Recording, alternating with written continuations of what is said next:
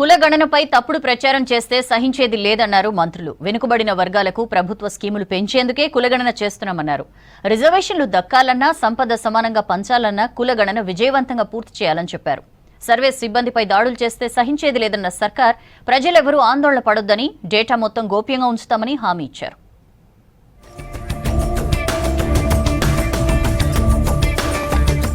రాష్ట్రంలో స్కీములు పెరగడానికి కులగణన చేస్తున్నామన్నారు డిప్యూటీ సీఎం భట్టి విక్రమార్క.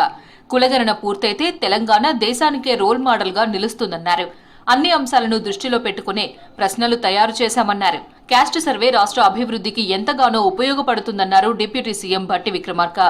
సేకరించినటువంటి సమాచారంతో ఈ సమాజం భారత రాజ్యాంగ ప్రకారం ఏ స్థాయిలో అభివృద్ధి చెందింది, ఎవరెవరికి సమానమైనటువంటి అవకాశాలు వచ్చాయి, ఆ అవకాశాలు రానటువంటి వాళ్ళు ఉంటే ఆ సమాచారం తెలుసుకున్న దానిపైన మళ్లీ తిరిగి ప్రణాళికాబద్దంగా ఈ రాష్ట్రాన్ని అభివృద్ధి చేసుకోవడానికి ఉపయోగపడుతుందనేటువంటి ఆలోచనతో ముందుకు పోతా ఉన్నాం.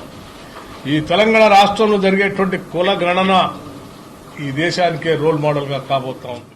కులగణనపై అనుమానాలు వద్దన్నారు మంత్రి పొన్నం ప్రభాకర్. సర్వే సిబ్బందిపై దాడులు చేస్తే కఠిన చర్యలు తీసుకుంటామన్నారు. మరోవైపు ఆధార్, బ్యాంక్ అకౌంట్లు చెప్పడం తప్పనిసరి కాదని క్లారిటీ ఇచ్చారు. సర్వే సమాచారం గోప్యంగా ఉంచుతామన్నారు పొన్నం. సోషల్ మీడియాలో తప్పుడు ప్రచారం చేస్తే చర్యలు తప్పవన్నారు.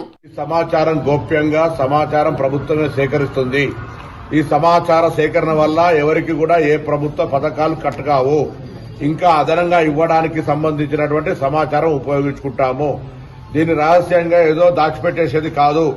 దీని మీద అనేక రకాలుగా అనేక వేదికలపైన చర్చ చేసి భవిష్యత్తు కాలంలో ప్రజలకు ఉపయోగపడే విధంగా మార్గదర్శకత్వం తీసుకుంటుంది ప్రభుత్వము.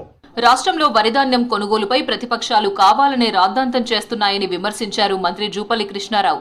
నిజామాబాద్ జిల్లా డిచ్పల్లి మండలం మెట్రాస్పల్లి గ్రామంలో వరిధాన్యం కొనుగోలు కేంద్రాన్ని ప్రారంభించారు మంత్రి జూపల్లి. రైతులు పండించిన ప్రతి గింజను కొనేందుకు ప్రభుత్వం సిద్ధంగా ఉందని, రైతులెవరూ ఆందోళన చెందాల్సిన అవసరం లేదన్నారు. గత ప్రభుత్వంలో దళారులు, కొందరు నాయకులు, మిల్లర్లు కుమ్మక్కై రైతును ఆ రిసిట్ ఇవ్వకుండా మిల్లు కార్డు తీసుకుపోయి తేమ శాతం ఎక్కువ ఉందని తరుగులు లేని 5%, 10% చొప్పున తరుగులు తీసి రైతును నానా ఇబ్బంది పెట్టి గోసపుచ్చుకున్నారు.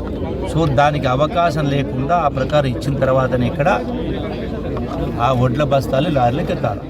లగచర్ల ఘటనను ప్రభుత్వం సీరియస్ గా తీసుకుందన్నారు మంత్రి పొంగులేటి. రైతుల ముసుగులో కొందరు గులాబీ గూండాలు శాంతి భద్రతలకు విఘాతం కలిగించే ప్రయత్నం చేస్తున్నారని ఆరోపించారు. కుట్రపూరితంగా అధికారులను రైతులకు దూరం చేసే ప్రయత్నం చేస్తున్నారని చెప్పారు. మల్లన్న సాగర్లో రైతులను దేశద్రోహులుగా చిత్రీకరించారని గుర్తు చేశారు మంత్రి పొంగులేటి శ్రీనివాసరెడ్డి. సిరిసిల్లలో దళితులకు బేడీలు వేసిన సంగతి కూడా మర్చిపోయారా అని ప్రశ్నించారు.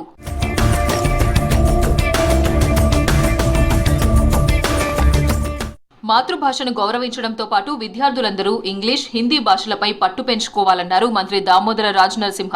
పోటీ ప్రపంచంలో ప్రతి ఒక్కరూ నైపుణ్యాన్ని పెంపొందించుకోవాలన్నారు.